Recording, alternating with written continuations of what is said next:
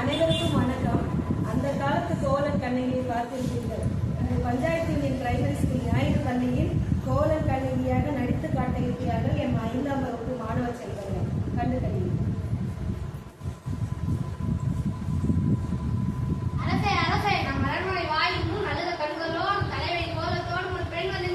அப்படி அந்த பெண்ணிற்கு எந்த துருப்பு கேட்டாயா? கேட்டேன் மன்னவா. அதை பற்றி உங்களிடம் தான் கூற வேண்டும் என்று சொல்கிறார். அவள் உங்களிடம் நீதி கேட்டு வந்திருப்பதாக தெரிகிறது. சரி, அந்த பெண்ணை உள்ளே அனுப்பு. இளங்கோடி போன்ற பெண்ணடியா அந்த கட்டளோடும் அதை காண வந்த காரணம் என்ன? உங்களுக்கு என்ன வேண்டும்?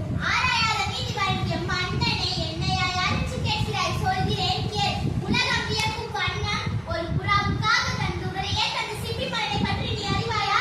பசுவின் கன்றை தேர்காலால் ஏற்றிக் கொண்ட தன் மகனையும் அதே தேர்காலால் இட்டுக் கொண்டானே மண்ணின் சொல். அவனை பற்றி அறிவாயா? பெண்ணே, கட்டிடம் இன்னும் நீ விடை கூடவில்லை. அதை விட்டு விட்டு வேறு எதையோ கூறிக்கொண்டிருக்கிறாய். இழப்பின் அருமை திறந்த மன்னனை எனது விலை அறியாமல் தானே இப்படி பேசுகிறாய். நான் இதுவரை கூறிய பெருமை மிக்க சோழ மன்னர்கள் வாழ்ந்த புகார் நகரமே எனது ஊர். அவ்வூரில் பல்லாசிரிப்பினையுடைய புகழ்மிக்க மாசாத்துவன் என்பவரின் மகனாகிய கோவலன் என்பவரின் மனைவி நான். எனது பெயர் கண்ணகி. ஓ, இப்போது புரிகிறது. அந்த கல்வன் கோவலன் மனைவியா நீ? போதும் மன்னா, என் கணவனை இகழறதுக்கு உனக்கு என்ன தகுதி இருக்கிறது? ஊழ்வினை பயணம் உனது ஊருக்கு வந்த என் கணவனை அநியாயமாக கொன்று விட்டாய். நீ செய்தது தகுமா? போதும், நிறுத்து. கல்வனை கொள்வது கொடுக்கல என்று அக்தாரும் அடி வாங்கும். இது அனைவரும் அறிவார்களே, உனக்கு தெரியாத என்ன? அரணை தவறிய மன்னனே, தவறியவர்களை தண்டித்தல் அறம் என்பது நானும் அறிவேன். ஆனால் நீ கூறுவது போல என் கணவன் கல்வன் அல்ல. அவனிடம் இருந்த சிலம்பு அரிசிக்குரிய சிலம்பு அல்ல. அச்சிலம்பு என்னுடையது. அது விதை சிலம்பு இதோ என்னிடம் உள்ளது.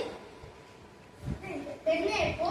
பெண்ணே, அரசர் கூற சிலம் அன்று அரசர் கூற சிலம் முத்துக்களால் ஆண்டவர்களும் பாண்டவர்களும் இந்த அவையிலே அனைவருக்கும் உண்மையை உணர்த்தி யார் எங்கே கோவலன் பெற்ற சிலமை இங்கு கொண்டு வா. இதோ உன் கணவனிடம் கைப்பற்றிய சிலம்பு. நீதி தவறாதன் என்று போற்றப்படும் மன்னனே, ஒரு தவறும் செய்ய